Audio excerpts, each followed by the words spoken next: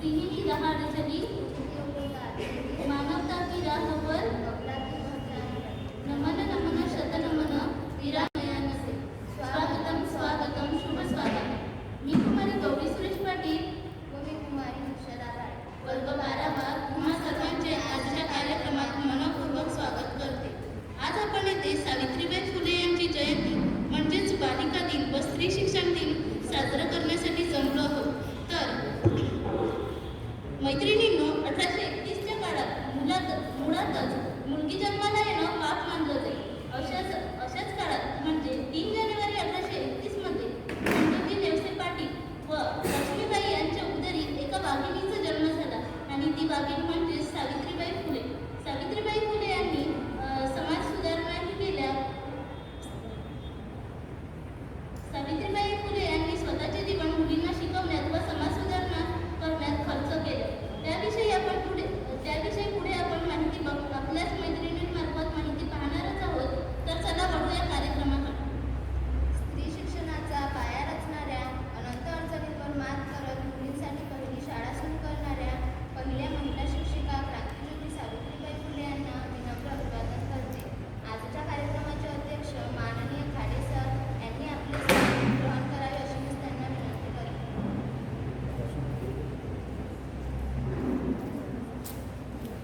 व आजच्या कार्यक्रमाचे प्रमुख अतिथी जैन मॅडम व ठाकरे मॅडम यांनी आपले स्थान ग्रहण करावे अशी मी त्यांना विनंती करते.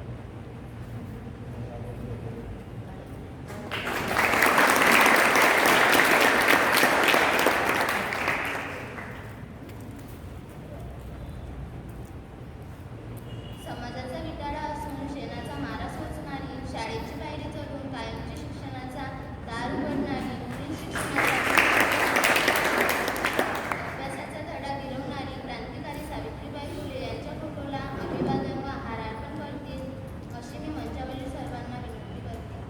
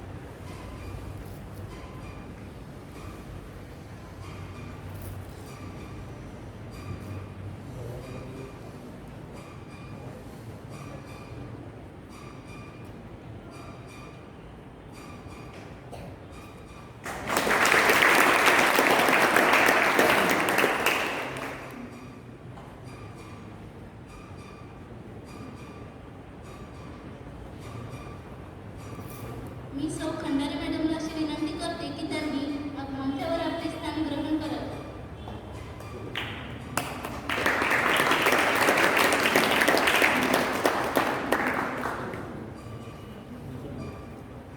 मी चौधरी सरांना अशी विनंती करते की त्यांनी मंचावर आपले स्थान ग्रहण करावे.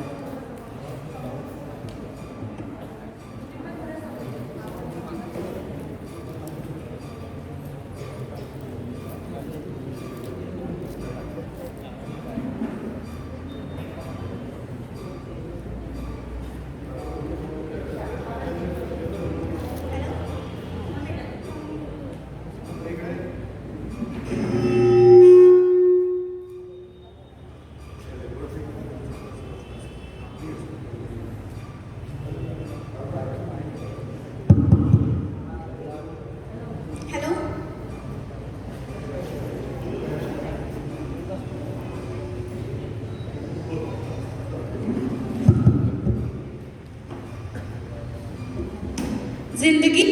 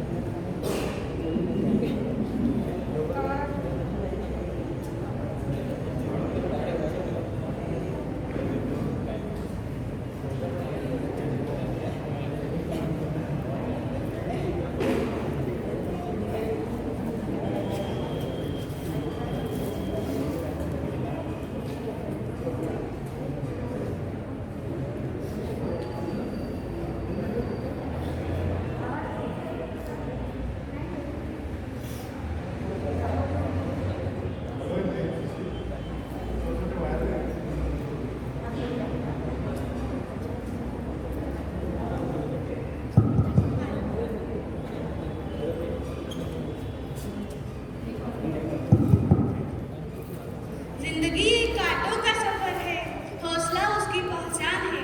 जिंदगी एक कांटों का सफर है, हौसला उसकी पहचान है। रास्ते पर तो सभी चलते हैं, लेकिन जो रास्ता बनाए वही इंसान है, वही इंसान है। सावित्रीबाईंचं जीवन पण उलगडत बसणार नाही, कारण सावित्रीबाईंचं जीवन पण आपल्याला पुस्तकांमधून तर समजणारच, पण सावित्रीबाईंना समजून घ्यायचं म्हणजे नेमकं करायचं का, हा सगळ्यात मोठा प्रश्न मला पडायला लागतो. सावित्रीबाई जन्माला आल्या, सावित्रीबाईंचा जन्म झाला, सावित्रीबाईंनी शाळा सुरू केल्या, हे बोलायला खूप सोपं वाटतं, वाचायला पण खूप सोपं वाटतं. मात्र त्या काळच्या सामाजिक परिस्थितीचा आढावा घेतला तर खऱ्या अर्थाने सावित्रीबाई फुलेला समजणं सोपं जाईल. पेशवाईचा कालखंड होता, स्त्री जन्माला आली की पाप समजलं जायचं. एवढंच काय तर 5-6 वर्षाची मुलगी होताच तिचं लग्न 5-50 वर्षाच्या म्हाताऱ्याशी लावून दिलं जायचं. म्हातारा कधी गचकायचं माहीत नसायचं, तो म्हातारा गचकायचा आणि ती चिमुकली मुलगी तिला लग्न म्हणजे काय असतं हे माहीत व्हायच्या अगोदरच विधवा व्हायची. ती विधवा झालेली मुलगी तिच्या नवऱ्याच्या तिरडीला बांधून सतीला जायचं, हे त्या काळची प्रथा होती. मैत्रीण स्त्री म्हणजे काय होती तर स्त्री अबला समजली जायची. मैत्रीण स्त्री म्हणजे काय होती तर स्त्री अबला समजली जायची. त्यांना शिक्षणाच्या अधिकारापासून वंचित ठेवण्यात आले होते. तुम्ही म्हणाल त्यांना शिक्षणाच्या अधिकारापासून वंचित का ठेवण्यात आले होते, तर त्याचं कारण आहे की त्यांना माहीत होतं या स्त्रिया जर याच सबला झाल्या तर करोडाचा तबला वाजवल्याशिवाय राहणार नाही, तबला वाजवल्याशिवाय राहणार नाही. लोकांनी शिक्षणाची दारं बंद करून ठेवली होती. अशा अंधकार कालखंडात एका स्त्रीचा जन्म झाला. रूढी परंपरांनी ध्यासलेल्या त्या समाजामध्ये ती स्त्री सावित्री एक ज्योत म्हणून जन्माला आली. त्यांचा विवाह क्रांतीसूर्य ज्योतिबांशी झाला. एकदा सावित्रीबाईंचा लहानपणीचा प्रसंग आहे. सावित्रीबाई लहान असताना बाजारात गेल्या होत्या. बाजारात त्यांनी जिलेबी हातावर घेऊन उभ्या वातावरणात खात होत्या. तेव्हा कोणीतरी ख्रिश्चन व्यक्तींनी त्यांना ख्रिस्तचरित्र पुस्तक भेट दिली. खरं तर आपल्याला सावित्रीबाईंचा विचार समजून घ्यायचा असेल तर सावित्रीबाईंनी पुस्तक हातात घेतलं, सावित्रीबाई जिलेबी खात होत्या एवढं पुरतं मर्यादित अजिबात नाही. खरं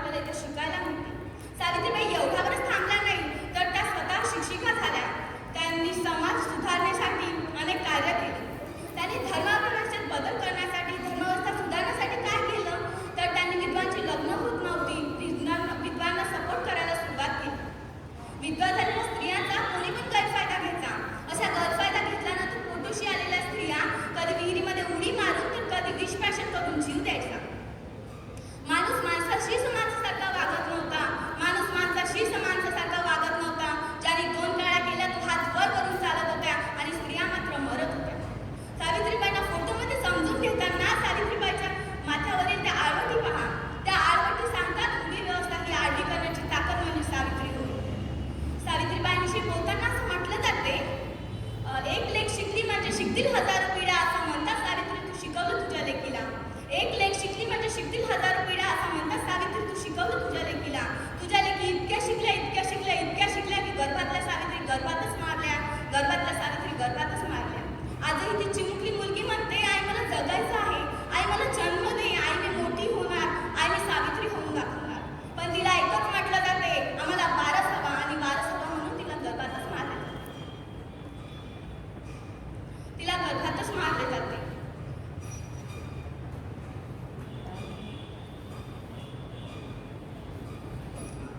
वारस हवा म्हणून तिला गर्भातच मारले जाते. आज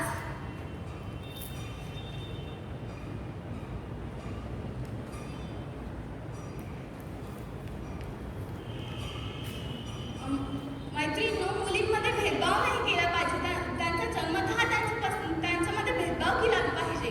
तुम्ही म्हणा भेदभाव नाही केला पाहिजे, मग आमचं शिक्षण व्यवस्थेचं काय? तर आमची शिक्षण व्यवस्था म्हणते तो डोंगर ती टेकडी, तो डोंगर ती टेकडी, तो समुद्र ती नदी, तो म्हणजे मोठा आणि ती म्हणजे छोटी. म्हणजे आमच्या शिक्षणामध्ये व्यवस्थितच सांगितले आहे छोटी म्हणजे मुलगी.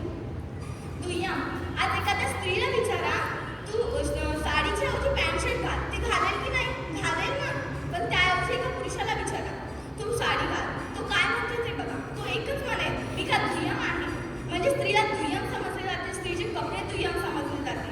मला तुम्हाला साडी घाला हे म्हणायचं नाही आहे, मला तुम्हाला सांगायचं आहे की स्त्री दुय्यम नाही आहे. तिला सन्मान द्या, समान अधिकार द्या. आज 9 वर्षाच्या 70 वर्षाच्या मुलींवर बलात्कार होताना दिसतो. ती 9 वर्षाची चिमुकली मुलगी तिच्यावर बलात्कार होतो आणि आमची समाजव्यवस्था म्हणते तिने उघडे नागरे कपडे घातले म्हणून तिच्यावर बलात्कार झाला. तेवढंच नाही तर ती बलात्कार झालेली मुलगी जेव्हा मोठी होते तेव्हा समाज तिला नाकारतो. बलात्काराच्या वेदना तर ती सहन करतेच, पण त्याहूनही काही वेदना असतात त्या नजरेने होणाऱ्या बलात्काराच्या, समाजाने लग्नासाठी नाकारलेल्या बलात्काराच्या. मग आपण तर सावित्रीला पूजतो, मग आपण आजच्या स्त्रियांना का अशी वागणूक देतो हा मला प्रश्न पडायला लागतो. ती सावित्री या व्यवस्थेचा विरोध करणारी होती, ती ज्योत आज आपल्याला बनायची आहे. शेवटी एवढेच म्हणतो, आजचा संघर्ष उद्याचे सामर्थ्य आहे. आजचा संघर्ष उद्याचे सामर्थ्य आहे. विचार करा, काळ बदलेल. धन्यवाद.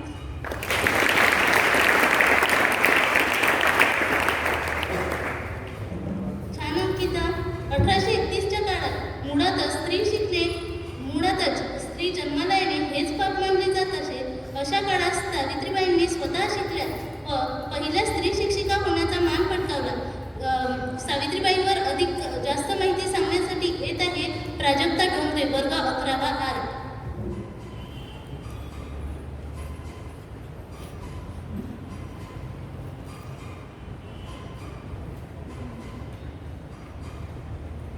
Hello, good morning all of my dear friends and here present all my dear teachers. Today I am Prajakta Mahadev Dongre and I am learning in 11th standard art. Today I am going to tell you the poem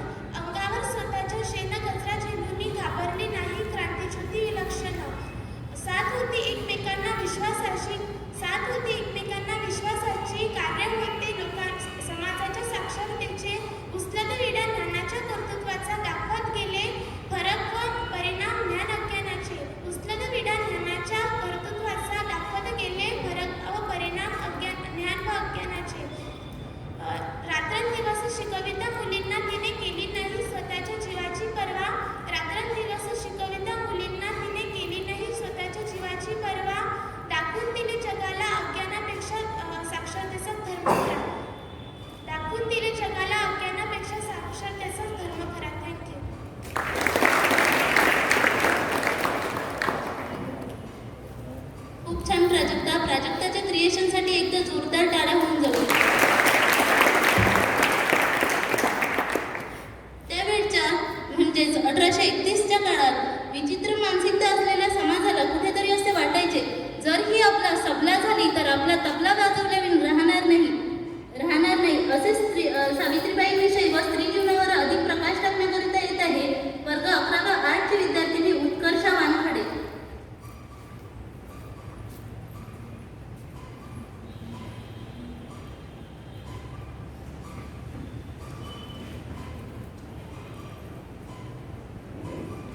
नमस्कार मित्रांनो, मी माझी उत्कर्षा वानखडे, 11वी आर्टची विद्यार्थिनी.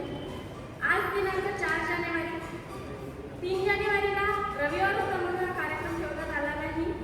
आज हा कार्यक्रम ठेवण्यात आला त्याकरिता मी तुम्हाला सावित्रीबाई फुले यांच्याविषयी काही माहिती सांगू इच्छिते, ती कृपया तुम्ही शांततेने ऐकावी. सावित्रीबाई या महाराष्ट्रातल्याच नव्हे तर एकंदर भारताच्या स्त्री जीवनाला आकार व एक रक्षाशक्ती देणाऱ्या सावित्रीबाई फुले होत. सावित्रीबाईंनी स्त्रियांना प्रतिष्ठा प्राप्त करून त्यांच्या व्यक्तिमत्वाचे कर्तृत्व घडवून आणले.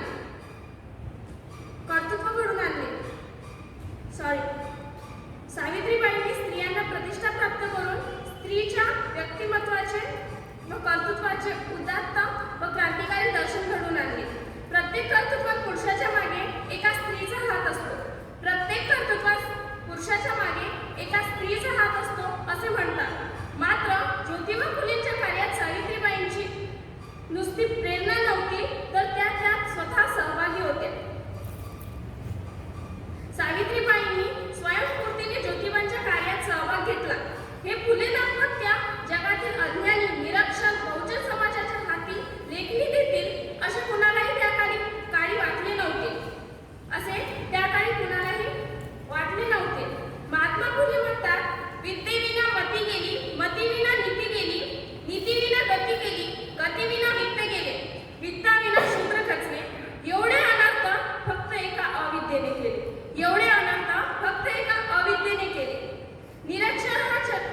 निरक्षर हा आजन्म मूर्ख व अडाणी असतो.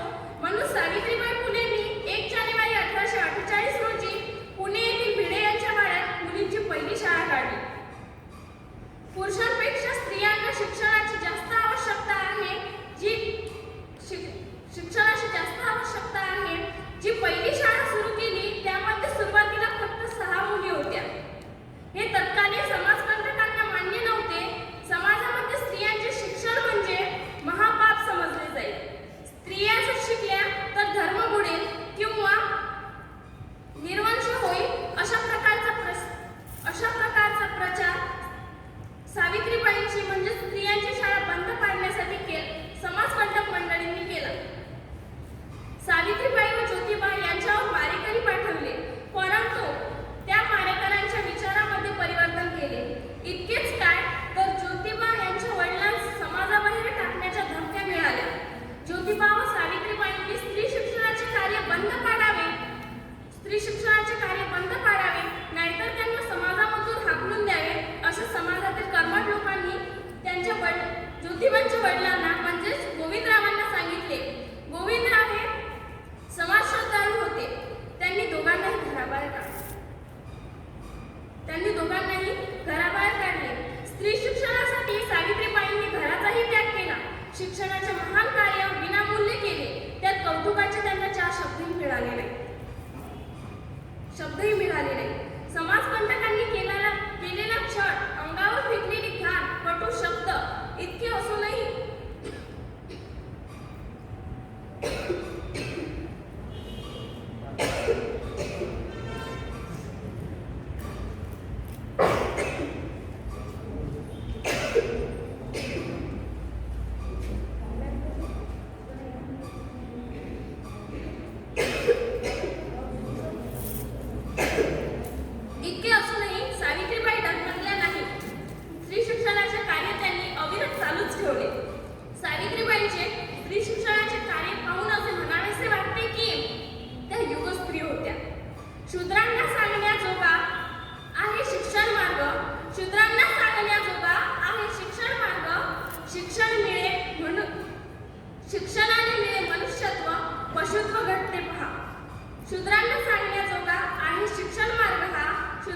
आणण्याजोगा आणि शिक्षण मार्ग हा शिक्षणाने मिळे मनुष्यत्व पशुत्व घडते पहा. धन्यवाद.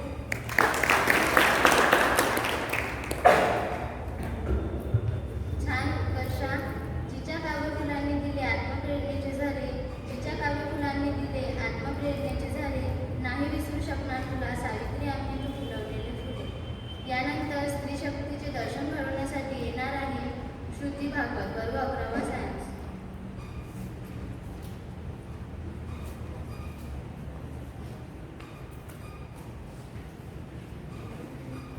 नमस्कार. आज आपला समाज, आपला देश खूप प्रगती करत आहे, प्रगतीच्या वाटचालीस आहे.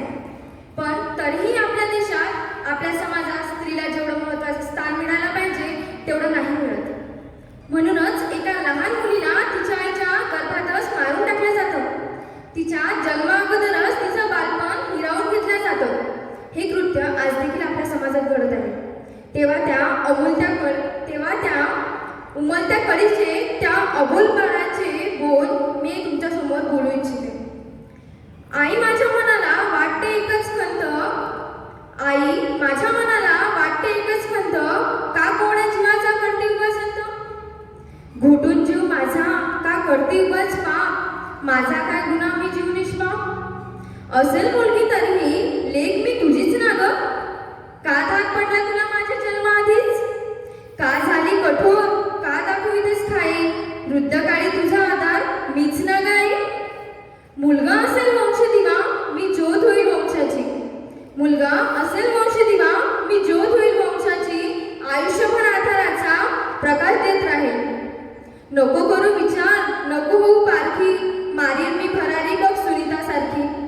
मुलगी असून मीही उंचावेल तुमची मान, देशाची राखेल शान मी प्रतिभेसारखी. ज्यांनी कुणी केली ही लिंगनिदान परीक्षा, किरण बेदी बनून देईल त्यास शिक्षा. स्त्री अस्तित्व नाकारणारी स्त्रीच ना ग तुम्ही, तुला जन्म देणारी स्त्रीच ना ग तुझी आई. पुरुष प्रधान संस्कृतीत यावा तुझा माझा कडवडा, आई पुन्हा एकदा माझ्यासाठी सूज करा. अजूनही जागी होतो ऐकून माझी तळमळ, सर्वांनाच भोगावा लागलेल्या पापाची फळ. मुलगी झाली की सुतक लागल्यासारखे चेहरे घेऊन येतात, ती म्हणतात अहो मुलगीच झाली काय करायचं? मग काय मुलांनी जन्माला यायचं का हो? आणि आयुष्यभर अविवाहित राहायचं? एका दृष्टीने तुम्हाला तुमच्या मुलासाठी वधू पाहिजे आणि त्या वधूला म्हणता आम्हाला मुलगी नको, आमच्या वंशाचा दिवा पाहिजे का? सांगा ना. त्यांना गर्भाशयातच मानले जातं की तिच्या लग्नाचं शिक्षणाचं ओझं या लोकांना होतं? पण एक लक्षात ठेवा, हर जन्म में हार जाओगे अगर बेटी को ना अपनाओगे, बेटी को मरवाओगे तो दुल्हन कहाँ से लाओगे?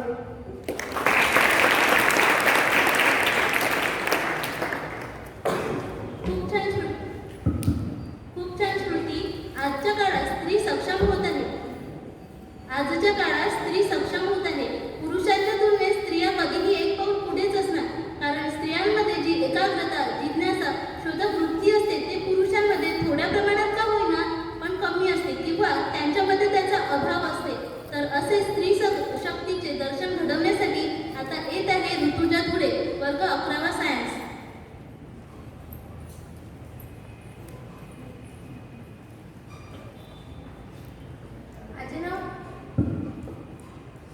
माझे नाव ऋतुजा सुधाकर धुळे.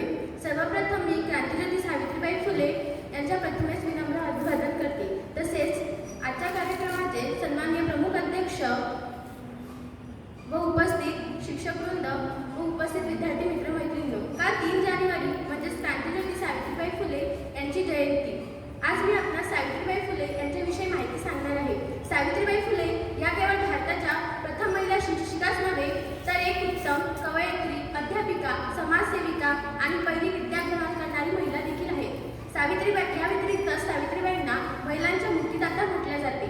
महिलांनी शिकावे, महिलांनी शिकावे, महिलांच्या शिक्षणाच्या हक्कासाठी सावित्रीबाईंनी आपले संपूर्ण आयुष्य गमावले. अशा या क्रांतिकारी महिलेचा जन्म 3 जानेवारी 1831 साली सातारा जिल्ह्यातील नायगाव या गावी झाला. त्यांच्या वडिलांचे नाव खंडोजी नेवसे व आईचे नाव सत्यवती असे होते. 1840 साली त्यांचा विवाह महात्मा ज्योतिबा फुले यांच्याशी झाला. महात्मा ज्योतिबा फुले एक थोर समाजसुधारक होते. 19व्या शतकाच्या मध्यात ज्यावेळी देशात स्त्रीला केवळ चूल आणि मूल एवढेच स्थान होते. तिला कोणताही दर्जा नव्हता, तिला कोणतेही स्वातंत्र्य नव्हते. अशा वेळी स्त्रीला शिक्षणाच्या माध्यमातून एक नवी दिशा, एक नवी संजीवनी देण्याचे काम सावित्रीबाई फुले यांनी केले. पुण्यात शिक्षणाची सोय नव्हती म्हणून महात्मा ज्योतिबा फुले यांनी 1848 साली पुण्यात मुलींची पहिली शाळा सुरू केली. शाळेत शिक्षिका मिळत नसल्यामुळे महात्मा ज्योतिबा फुले यांनी सावित्रीबाईंनाच घरी लिहायला वाचायला शिकवले व त्यांची शिक्षिका म्हणून नेमणूक केली. शाळेत मुलींना शिकवत असताना त्यांना अनेक अडचणींना सामोरे जावे लागले, पण त्यांनी आपले स्त्री शिक्षणाचे कार्यात खंड पडू दिला नाही. स्त्री शिक्षणाचे पवित्र कार्य त्यांनी चालूच ठेवले. म्हणूनच मला म्हणावेसे वाटते, सावित्री तू होती भक्कम, सावित्री तू होती भक्कम, सावित्री तू होती भक्कम. म्हणूनच आज आम्ही हा सोन्याचा दिन पाहतो. तुझ्या ग पुण्याईने आज आम्ही स्वातंत्र्याचा श्वास घेतो. तुझ्या ग पुण्याईने आज आम्ही स्वातंत्र्याचा श्वास घेतो.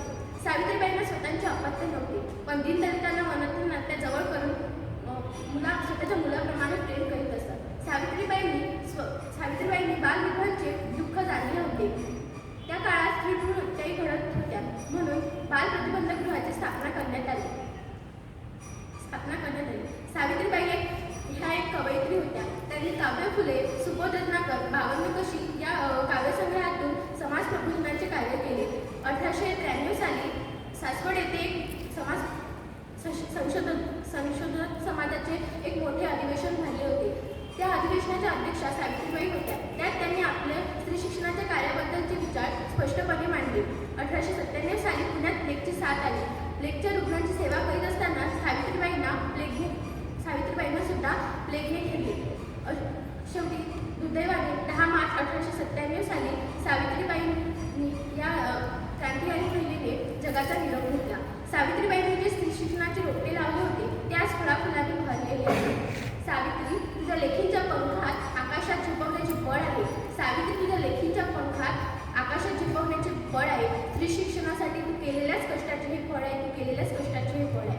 शेवटी एवढेच म्हणावेसे वाटते, सावित्रीबाई आज तुम्ही हव्या होतात. बघा ना, आज तुमच्या मुलींनी काय काय मिळवलेले आहे, काय मिळवले आहे. आज तुमच्या मुली सरकारी पदांवर नेमणूक आहे.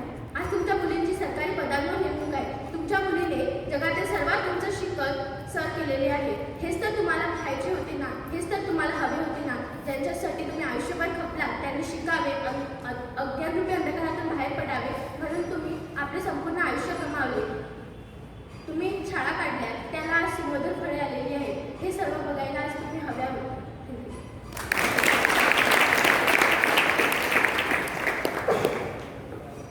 छान तुझ्या शिक्षणाच्या स्वर्गाचे जिने उघडले दार, शिक्षणाच्या स्वर्गाचे जिने उघडले दार, तीच सावित्री आज जगाची शिलेदार.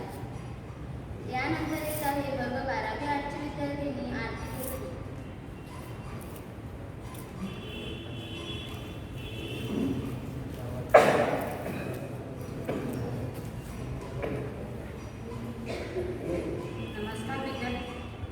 नमस्कार विद्यार्थी मित्रांनो, माझे नाव आरती श्रीकृष्ण गोखले. मी वर्ग 12 ब कला शाखेची विद्यार्थिनी. 3 जानेवारी सावित्रीबाई फुले यांची जयंती. सावित्रीबाई फुले ह्या आद्य शिक्षिका होत्या. तसेच सातारा जिल्ह्यात खंडाळा तालुक्यात नायगाव येथे निवासी कुटुंबात जन्माला आलेल्या सावित्रीबाई फुले ह्या महात्मा ज्योतिबा फुले यांच्या पत्नी आणि स्त्रीमुक्ती चळवळीच्या प्रणेत्या म्हणून परिचित. सावित्रीबाई फुले यांचे काव्य हे त्यांनी जगलेल्या जीवनातून आणि अनुभवलेल्या विश्वातून साकारलेले आहे. तसेच सार्वजनिक कार्यासाठी घराबाहेर पडलेली पहिली भारतीय ज्ञानस्त्री आणि अर्वाचीन मराठीतील पहिली कवयित्री म्हणून ओळखली जाणारी सावित्रीबाई फुले. सावित्रीबाई फुले यांचा स्त्री शिक्षणासाठी खूप मोलाचा वाटा आहे. म्हणून यांच्या कार्यात समर्पित ही पुढील कविता. जरी काळोख्या वाटा तरी, जरी काळोख्या वाटा तरी चालत सदैव जावे, जाता जाता या ओठांवर गीत क्रांतीचे गावे. डोंगर वाटात तुफान लाटा, डोंगर वाटात तुफान लाटात तमा नसावी काही, ठाम असावा मार्ग आपुला दिशा दिशातून दाई. स्मरण करावे क्रांती ज्योतीचे, स्मरण करावे क्रांती ज्योतीचे, वाचून इतिहासाला स्वातंत्र्याचा अर्थ करा मग पडेल अक्षराला. हाती लेखणी आमुच्या नसती, हाती लेखणी आमुच्या नसती, जर का आली तेव्हा कळले नसते सूर्य उगवला नभो मंडपी केव्हा. या ओठांनी सदैव गावी सावित्रीची गाणी, या ओठांनी सदैव गावी सावित्रीची गाणी, तिच्या प्रयत्ने आम्हा लाभली अमृताची वाणी. वंदन तिजला करूया सारे, वंदन तिजला करूया सारे, कर जोडून आता आणि तिच्याच चरणी झुकता राहो माझा तुमचा माता, तिच्याच चरणी झुकता राहो माझा तुमचा माता. धन्यवाद.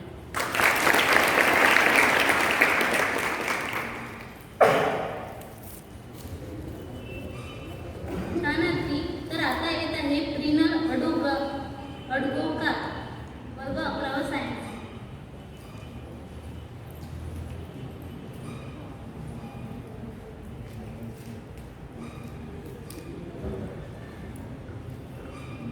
शिक्षणाचे घडे दिले सर्वांना, शिक्षणाचे घडे दिले सर्वांना, नमन माझी शतशः सावित्रीबाई फुलेंना, नमन माझ्या शतशः सावित्रीबाई फुलेंना. आजच्या कार्यक्रमाचे प्रमुख अतिथी पूजनीय गुरुजन वर्ग आणि इथं उपस्थित विद्यार्थी मित्र मैत्रिणी सर्वांना माझा नमस्कार. मी प्रिनल सुधीर अडगोकर आज क्रांतीज्योती सावित्रीबाई फुले यांची यशोगाथा सांगण्यासाठी आपल्या समोर उभी आहे. विद्या, ज्ञान आणि शिक्षण. आज आपल्या सर्वांना शिक्षणाचे महत्त्व माहीत आहे. सर्वांना शिक्षणाचे महत्त्व माहीत आहे. सर्वांना जाणीव आहे शिक्षणाशिवाय आपले आयुष्य निरर्थक आहे. पण त्या काळाचे काय, त्या काळाचे काय? जवळपास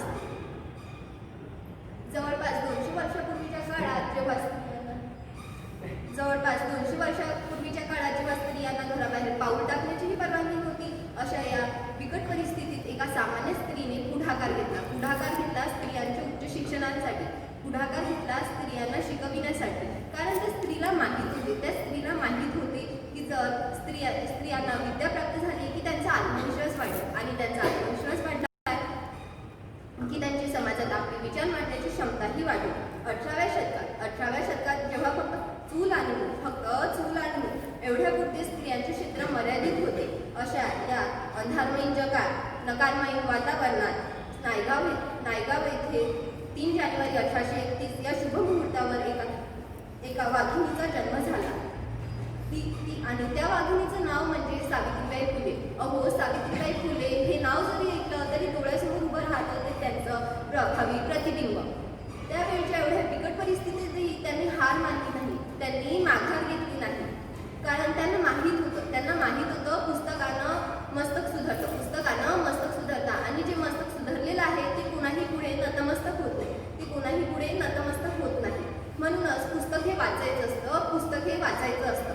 अशा या महान विचारांच्या ज्ञानज्योतीमुळे आज स्त्री ही प्रत्येक क्षेत्रात पुढे आहे, तिचे स्थान उंचावले आहे. यालाच कारण म्हणजे सावित्री. अशा या आदर्श स्त्रीचा सन्मान करीत मी काही ओळी सांगू इच्छिते. वंदन तिजला करूया सारे, हात जोडून आता, तिच्याच्या चरणी झुकता राहू माझा तुमचा माता. जय ज्योती, जय क्रांती, जय सावित्री.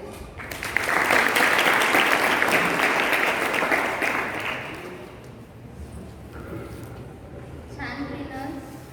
आता आपल्या समोर एक छोटीशी कविता सादर करण्यासाठी येत आहे वर्ग 11वी आर्टची विद्यार्थिनी विशाखा असो.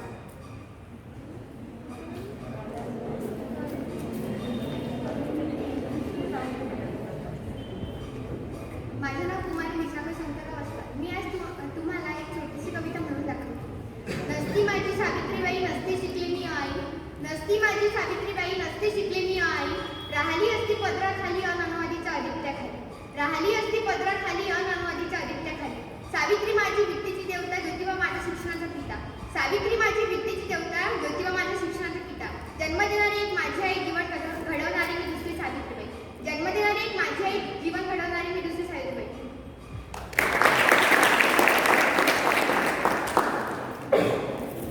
छान विशाखा. आई पाहिजे, बहीण पाहिजे, पत्नी पाहिजे, मैत्रीण पाहिजे, तर मुलगी का नको? तर त्यानंतर येत आहे वर्ग 12वा आर्टची विद्यार्थिनी कुमारी समीक्षा येवले. ही एक आपल्या समोर एक गाणं सादर करणार आहे.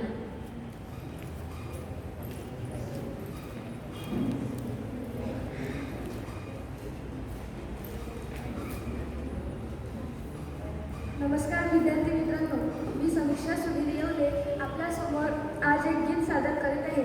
आणि या गीतामधून एक मुलीचे वडील म्हणा किंवा आई, हे मुलगी जेव्हा घराच्या बाहेर पडते तेव्हा त्यांच्या मनात कोणती भावना येते किंवा कोणकोणते विचार येतात हे या गीतामधून स्पष्ट होतात किंवा व्यक्त होतात. ओरी चिरैया नंदी सी चिड़िया अंगना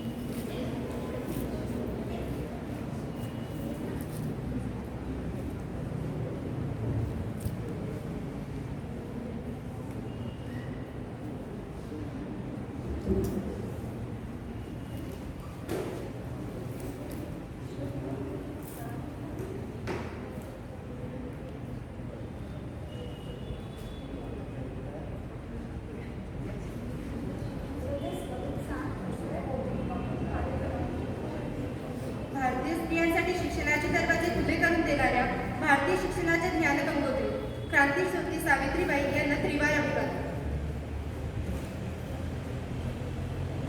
क्रांतीज्योती सावित्रीबाईंनी लावली ज्ञानाची फुलवात. क्रांतीज्योती सावित्रीबाईंनी लावली ज्ञानाची फुलवात. मी कुमारी श्रुतिका रंदे करते माझ्या काव्यरूपी स्वराचित प्रश्नमंजुषा सुरुवात. प्रश्नमंजुषाचा नियम असा: उपस्थित सर्वांनी ज्याला उत्तर येत असेल त्यांनी उभे राहून मोठ्याने उत्तर द्यावे व ज्याने अचूक उत्तर दिला त्याला बक्षीस स्वरूपात चॉकलेट दिले जाईल.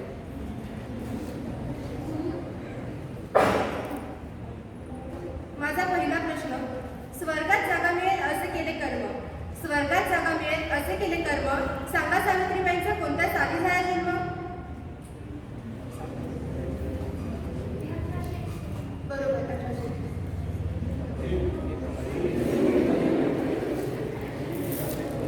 ज्याला उत्तर येतंय लगेच उभं राहून तुला विचारायचं मी सांगू का? ज्याला येतंय ते उभं राहायचं. दुसरा प्रश्न: दिले मुलींना शिक्षण केले लोकांचे कल्याण. दिले मुलींना शिक्षण केले लोकांचे कल्याण. सांगा सावित्रीबाईंचे जन्म ठिकाण? बरोबर, सातारा जिल्ह्यातील नायगाव.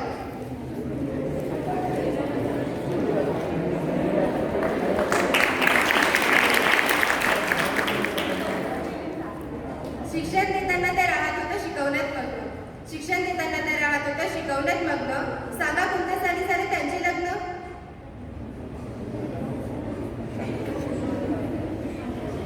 बरोबर, 1840.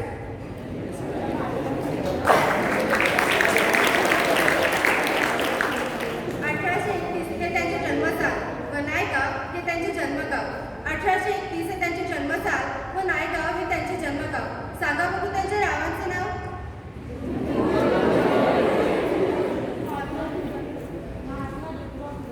महात्मा ज्योतिबा फुले.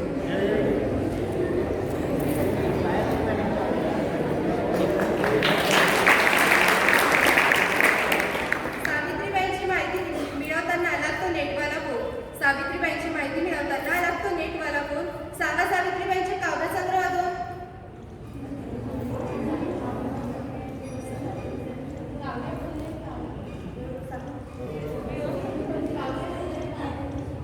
बरोबर, काव्य फुले, सुबोध रत्नाकर आणि बावनकुळे.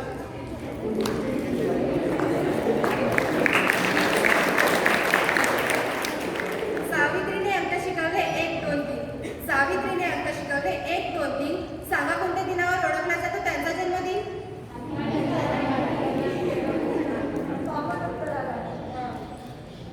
जशी शिवरायांची आई जिजामाता. जशी शिवरायांची आई जिजामाता.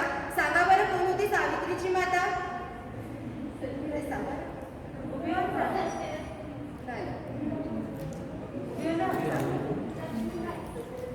बरोबर, लक्ष्मीबाई.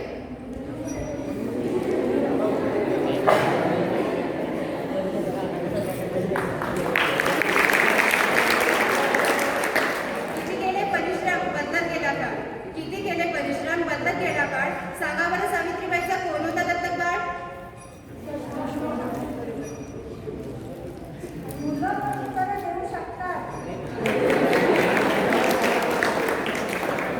शिकवून मुलींना कार्य केले मोठे. शिकवून मुलींना कार्य केले मोठे. सांगा सावित्रीबाईंनी पहिली शाळा काढली कुठे?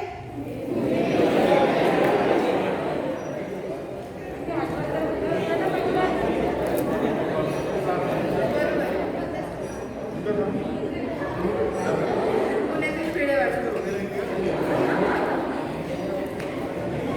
सावित्रीचे रोपटे झाले वटवृक्षात.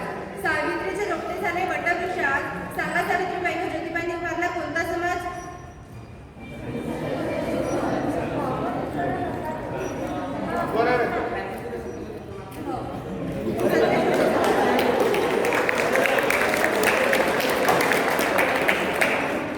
ज्योतिबा व सावित्रीबाईंमुळे झाला शिक्षणाचा प्रसार. ज्योतिबा व सावित्रीबाईंमुळे झाला शिक्षणाचा प्रसार. सांगा कोणाच्या हातून झाला त्यांचा सत्कार?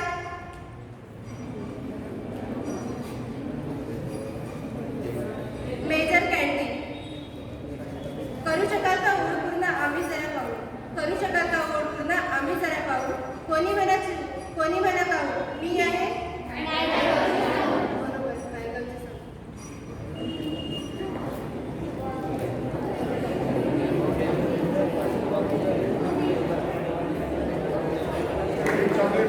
छान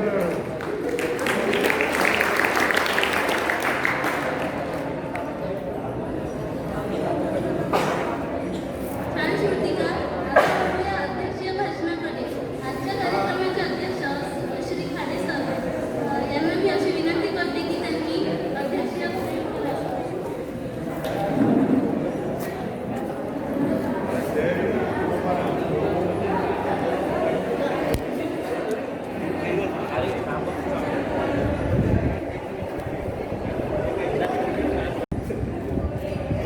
सावित्रीबाईंच्या जयंतीनिमित्त या ठिकाणी जमलेलो आहोत. या कार्यक्रमाच्या निमित्तानं अतिथी म्हणून आपल्याला लाभलेले आणि व्यासपीठावर स्थानापन्न झालेले माझे सन्मित्र आदरणीय चौधरी सर, सावित्रीबाईंचं खऱ्या अर्थाने स्वप्न साकार करणाऱ्या Jain madam, Bhandare madam, Thackeray madam, मागच्या खुर्चीवर बसलेले डोडल सर, इथे सूत्रसंचालन करणाऱ्या या दोन विद्यार्थिनी आणि विद्यार्थिनी, आज आपण अतिशय महान व्यक्तीची जयंती आपण साजरी करून राहिलेलो आहे. महान हे विशेषण मी का दिलं त्याची कारण मीमांसा अतिशय काळजीपूर्वक आपण ऐकली पाहिजे असं माझं ठाम मत आहे. कारण सावित्रीबाईंचा जो काळ आहे हा 150 वर्षे जुना काळ आहे. 19व्या शतकामध्ये या देशामध्ये नव्हे संपूर्ण विश्वामध्ये जी काही सामाजिक स्थिती होती ती अतिशय हृदयद्रावक स्त्रियांसाठी असं आपल्याला म्हणावं लागेल. त्याचं कारण संपूर्ण विश्वामध्ये आज जवळपास 200 देश आहेत असं आपण म्हणतो. या संपूर्ण राष्ट्रांमध्ये स्त्रियांच्याकडे पाहण्याची जी दृष्टी होती ही वक्र होती असंच म्हणावं लागतं. संपूर्ण विश्वामध्ये त्या कारकिर्दीमध्ये स्त्रियांना या शिक्षण व्यवस्थेमध्ये आणि सामाजिक व्यवस्थेमध्ये स्थान मिळावं यासाठी अनेक स्त्रिया कार्यरत होत्या. आपल्या देशामध्ये आणि प्रामुख्याने महाराष्ट्रामध्ये महात्मा फुल्यांनी ज्ञानाची गंगा सामान्य माणसाच्या दारामध्ये पोहोचावी आणि ज्ञानरूपी अमृत प्राशन करून सगळ्यांना एक मान सन्मानाचं जीवन मिळावं या उद्देशाने कार्य करायला सुरुवात केली. आणि त्यांच्या कार्याला साथ देण्याचं काम जर कोणी केलं असेल तर ते सावित्रीबाईंनी केलेलं आहे. कारण ज्या वेळेस पुण्यामध्ये शाळा काढण्याचा विचार त्यांच्या मनात येऊ लागला त्यावेळेस मग शिक्षिका कोण मिळेल असा एक प्रश्न निर्माण झाला. आपल्या पत्नीला शिक्षिका म्हणून नेमणूक द्यायची असा जेव्हा ते विचार करू लागले त्यावेळेस दुसरा प्रश्न त्यांना भेडसावू लागला की आपली जी पत्नी आहे ही अशिक्षित आहे आणि म्हणून सावित्रीबाई ही अक्षर शत्रू होती असंही म्हटलं जातं. तिला बाराखडी माहिती नव्हती, तिला बेचे पाडे माहिती नव्हते, गुणाकार भागाकार येत नव्हता. अशा स्थितीमध्ये महात्मा फुल्यांना आपल्या प्रश्नाचं उत्तर शोधायचं होतं आणि म्हणून महात्मा फुल्यांनी त्या परिस्थितीमध्ये आणि त्या काळामध्ये प्रथमतः सावित्रीबाईंना घरी शिकवलं, वर्णमाला शिकवली, पाढे शिकवले आणि जे काही तुम्ही जनरल नॉलेज म्हणता सामान्य ज्ञान त्याचे धडेसुद्धा त्यांनी घरी दिले. हे ज्ञान सावित्रीबाईंनी मिळवलं आणि मग महात्मा फुल्यांना होकार देऊन टाकला की मी शिक्षिका म्हणून काम करणार आणि मग कार्य सुरू झालं. त्यावेळेस सामाजिक परिस्थिती कशा प्रकारची होती हे त्यांच्या जीवन चरित्रावरून आपल्या लक्षात येते. या ठिकाणी आत्तापर्यंत माझ्या माहितीप्रमाणे 10-12 वक्ते येऊन गेलेले आहेत. त्यांच्या भाषणांमधून आपल्याला कळलेलं आहे. काहींनी काव्यातून त्यांच्या व्यक्तिमत्वावर प्रकाश टाकला, त्याच्यातून सुद्धा माहिती मिळालेली आहे. परंतु मला असं वाटते, सावित्रीबाईच्या कार्याचा विचार करत असताना तत्कालीन सामाजिक स्थिती कशा प्रकारची होती हे आपण काळजीपूर्वक समजून घेतलं पाहिजे. त्यावेळेस चातुर्वर्ण व्यवस्थेचा पगडा समाजावर अतिशय मोठ्या प्रमाणात होता. 4 वर्ण समाजामध्ये होते: ब्राह्मण, क्षत्रिय, वैश्य आणि शूद्र. शूद्रवर्णीयांना तर शिक्षण घेण्याचा अधिकारच नव्हता. वैश्य जे आहे त्यांना फक्त व्यापार आणि व्यवसाय करण्याचा अधिकार होता. क्षत्रियांना संरक्षणासंदर्भातली जबाबदारी समाजामध्ये पार पाडायची होती आणि त्याच स्वरूपाचं शिक्षण त्यांना घेण्याची मुभा होती. आणि उच्चवर्णीयांना मात्र शिक्षण घेण्याची एक सुवर्ण संधी त्या कारकिर्दीमध्ये होती. परंतु अनेक समाजसेवक आणि विचारवंत यांना एक लक्षात येत होतं की मुठभर जर समाज जर शिकला तर या समाजाची प्रगती होणार नाही, समाजाचा विकास होणार नाही, मानवतेचा विकास होणार नाही. आणि म्हणून स्त्रियांना आपण शिक्षण द्यायला पाहिजे, हा विचार अनेकांच्या मनामध्ये येत होता. पण पुढे कोणी येत नव्हतं. त्या काळामध्ये महात्मा फुले पुढे आले आणि त्यांनी स्त्रियांसाठी शिक्षणाची व्यवस्था स्थापन करायची असं ठरवलं. ठराव घेतला. सावित्रीबाईला शिक्षिका म्हणून नियुक्त केलं आणि काम पुण्यामध्ये सुरू झालं. पुण्यामध्ये काम सुरू झालं आणि तत्कालीन जे उच्चवर्णीय जे समाजधुरीण होते यांचं पोट दुखायला लागलं. त्यांनी एके दिवशी पुण्यामध्येच बुधवार पेठेमध्ये एक सभा घेतली आणि त्या सभेमध्ये गोविंदरावांना बोलावलं, म्हणजे महात्मा फुलेंच्या वडिलांना. आणि या सगळ्या पंडितांनी, स्वतःला विद्वान मांडणाऱ्यांनी, स्वतःला ज्ञानी मांडणाऱ्यांनी त्या सभेमध्ये हा विषय घेतला की महात्मा फुले आणि सावित्रीबाई या दोघांनीही धर्मविरोधी कृत्य सुरू केलेलं आहे. धर्मविरोधी कृत्य म्हणजे कोणतं? तर मुलींना शाळा शिकवण्यासाठी शाळा काढलेली आहे, याला ते धर्मविरोधी कृत्य मानत होते. लोकांनी ते सगळं ऐकून घेतलं आणि एक मतानी ठराव घेतला. गोविंदरावांना सांगून टाकलं की एक तर तुम्ही या कृत्यापासून त्यांना दूर करा, म्हणजे त्यांची शाळा बंद करा, नाही तर यांना घराच्या बाहेर काढा, नाही तर आम्ही तुमच्यावर बहिष्कार घालू. बहिष्कार याचा अर्थ त्यांच्या समाजामध्ये जे काही शुभ सोहळे वगैरे होत असतील त्याच्यामध्ये तुम्हाला निमंत्रित करणार नाही, कोणत्याही प्रकारचा मान सन्मान मिळणार नाही, समाजामध्ये एकाकीपणे राहावं लागेल. गोविंदरावांच्या मनात विचार आला. विचारांचं वादळ मनामध्ये घुंगवू लागलं. काय करावं काय नाही. या सगळ्या पंडितांनी या सभेमध्ये गोविंदरावांना एका कोंडीत पकडलं आणि मग जड अंतकरणाने गोविंदरावांनी सांगून टाकलं की तुम्ही जो मला दुसरा पर्याय दिलेला आहे, महात्मा फुले आणि सावित्रींना घरातून बाहेर काढण्याचा, तो मला मान्य आहे. रात्रीच्या वेळेस 9:30-10 वाजले होते. गोविंदराव घरी आले. जेवणासाठी सगळे सोबतच बसले आणि मग गोविंदरावांनी महात्मा फुल्यांपुढे ती समस्या ठेवली. समाजाचं असं म्हणणं आहे, एक तर तुम्ही या घराचा त्याग करावा, नाही तर शाळेचा त्याग करावा. ते म्हणे मी घराचा त्याग करण्यासाठी तयार आहे. एका शब्दात सांगून टाकलं. केव्हा करणार? म्हणे उद्या सूर्योदय होताच.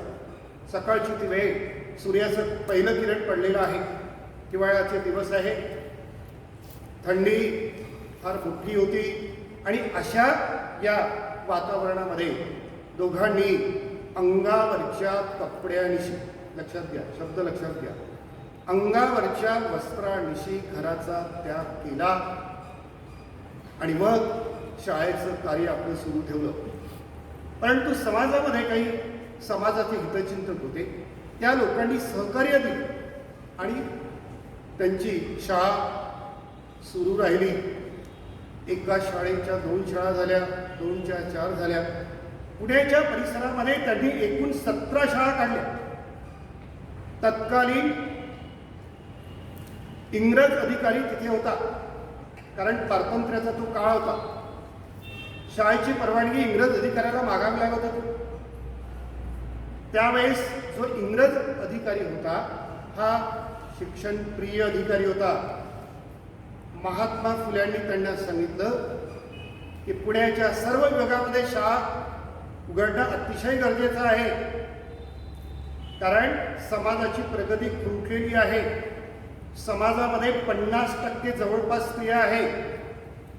हा 50% स्त्री वर्ग शिक्षणापासून जर वंचित राहिला तर कदापिही या प्रांताची प्रगती किंवा विकास होऊ शकत नाही. हे त्यांना मान्य होतं आणि म्हणून पहिल्या दिवशी त्यांनी शाळेचा अर्ज दाखल केला तर दुसऱ्या दिवशी त्यांना परवानगी मिळायची. महात्मा फुल्यांनी अशा स्थितीमध्ये शाळेचं एक जाळं विणलं. आत्ताच एक विद्यार्थिनी बोलून गेली की त्यांच्या पहिल्या शाळेमध्ये पहिल्या वर्गामध्ये फक्त 6च विद्यार्थिनी होत्या आणि त्या विद्यार्थिनी सुद्धा मोठ्या हिंमत करून वर्गामध्ये येत होत्या. त्या 6 पैकी एक अशी विद्यार्थिनी होती की तिला शिकण्याची फार आवड होती, पण ती ज्या गल्लीमध्ये राहत होती तिथल्या लोकांना मान्य नव्हतं. पहिल्या दिवशी तिने येण्याचा प्रयत्न केला, तिला आणि तिच्या आईला मारझोड करण्यात आली आणि म्हणून दुसऱ्या दिवशी पासून तिच्या वडिलांनी एक युक्ती केली. तिला पोत्यामध्ये भरलं. लक्षात घ्या, कशामध्ये? पोत्यामध्ये.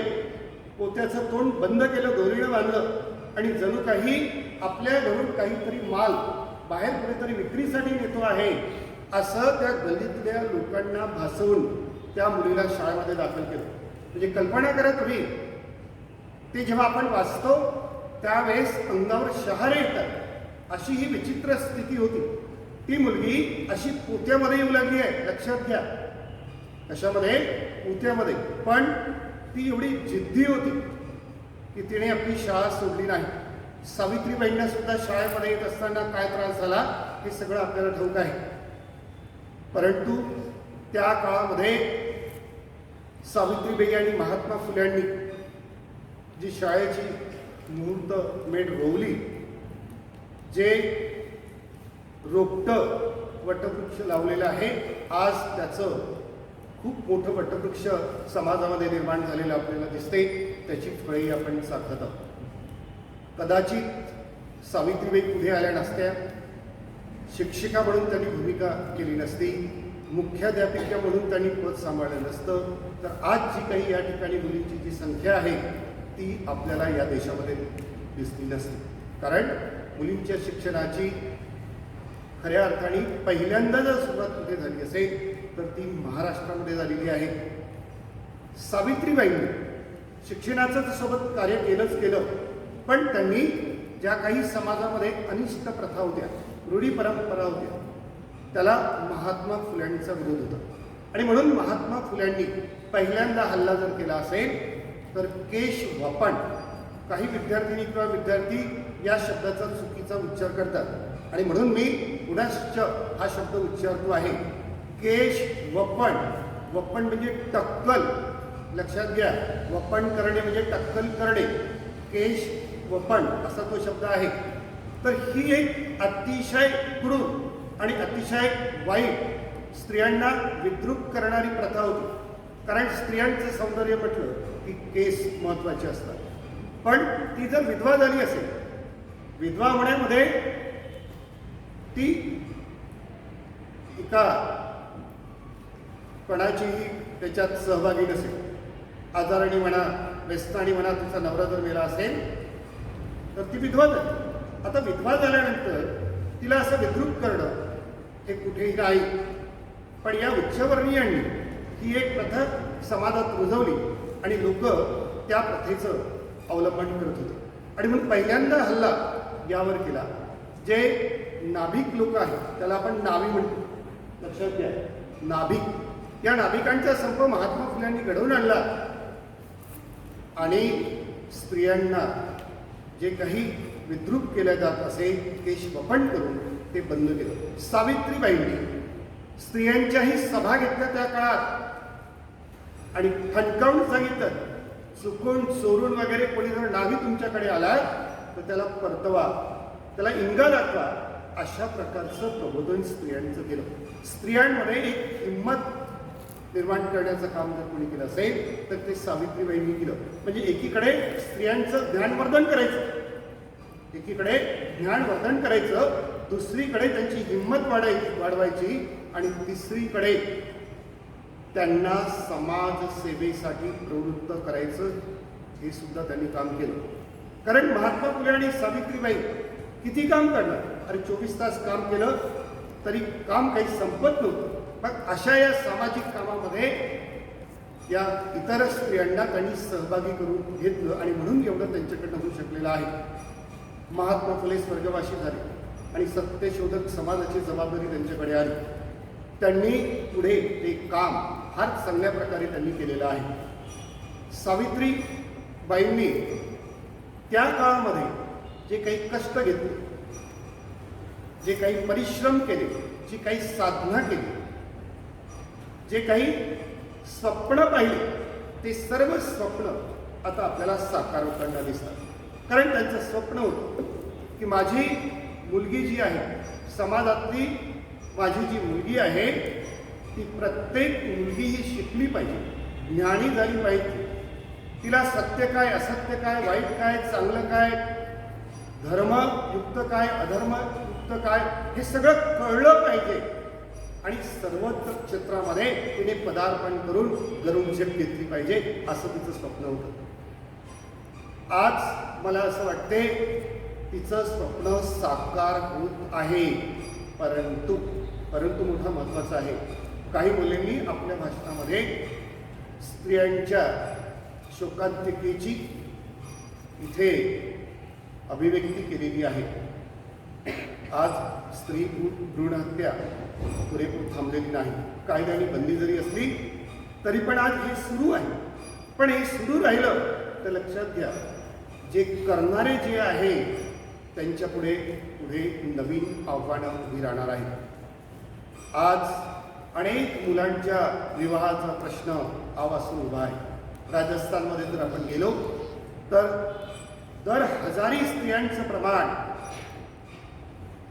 हे कमी झालेलं आहे. आणि म्हणून राजस्थानमध्ये जे गरीब असेल, जे ग्रामीण भागातले असेल, ज्यांचं आर्थिक उत्पन्न कमी असेल, असे अनेक मुलं अविवाहित राहू लागलेली आहेत. आज ही राजस्थानमध्ये समस्या आहे, उद्या महाराष्ट्रामध्ये येऊ शकते. आणि म्हणून या समस्येच्या संदर्भात समाजाने आणि सर्वांनी चिंतन केलं पाहिजे. पण या समस्येला केवळ पुरुष वर्ग कारणीभूत नाही हेही मी सांगितलं पाहिजे. याला स्त्रिया सुद्धा होकार देतात आणि म्हणून या कृत्यामध्ये त्या सुद्धा सहभागी आहे. म्हणून शिकल्या सवरलेल्या स्त्रियांनी अलीकडच्या काळामध्ये जे काही स्वातंत्र्य मिळालेलं आहे, अशा स्वातंत्र्ययुक्त काळामध्ये स्त्रियांनी कबूल होऊ नये असं मला तरी वाटतं. परंतु आज आपण आणखी एक दृष्टी संपूर्ण प्रगत देशांवर टाकली तर तुमच्या लक्षामध्ये येईल, प्रगत देशांच्या नाड्या ज्या आहेत त्या स्त्रियांच्या हातामध्ये आहेत. आज तिथे प्रत्येक क्षेत्रामध्ये स्त्रिया आहेत.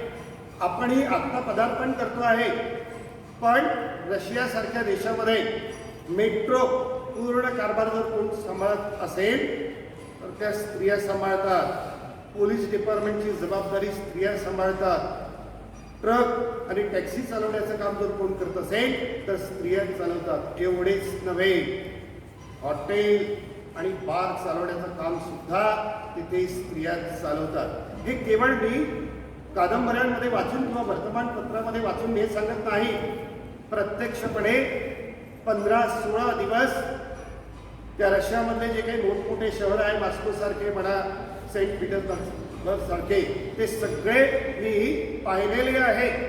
एक एक दिवस नाही 5-5 दिवस तिथे मुक्काम करून त्याच्यामुळे मी तुम्हाला ठामपणे सांगू शकतो की तुम्ही सुद्धा त्यांच्याप्रमाणे एके दिवशी या देशाची नाडी आपल्या हातामध्ये घेऊ शकता.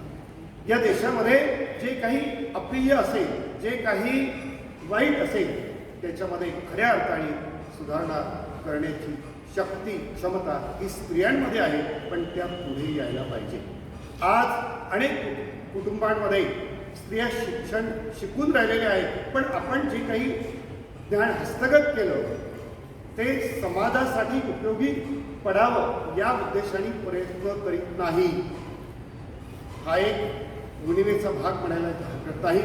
आज आपण सावित्रीबाईंच्या जन्मदिवशी एक प्रतिज्ञा मुलींनी घेतली पाहिजे की मी स्वतःच्या पायावर उभी राहील, मला जी कला असेल त्याची अभिव्यक्ती करेन, माझ्या कलेची मी साधना करेन आणि या मानवतेसाठी माझं जीवन मी समर्पित करेन, अशी जर प्रतिज्ञा घेतली आणि असा विचार घेऊन जर आपण घरी गेलो तर खऱ्या अर्थाने आज जयंती साजरी केली असा त्याचा अर्थ होईल. सूत्रसंचालकांनी मला इथे अध्यक्षीय स्थान देऊन बोलण्याची संधी दिली, त्याबद्दल त्यांचे मी आभार मानतो, कौतुकही करतो. इथं जे काही वक्ते येऊन गेले आणि ज्यांनी अतिशय सुंदर सुंदर विचार व्यक्त केले, कुणी काव्याच्या रूपाने केले, कुणी गाण्याच्या रूपाने केले, कुणी गद्यात्मक वक्तव्य करून केले, त्या सर्वांचं मी अभिनंदन करतो, कौतुक करतो आणि माझ्या शब्दांना विराम देतो. धन्यवाद.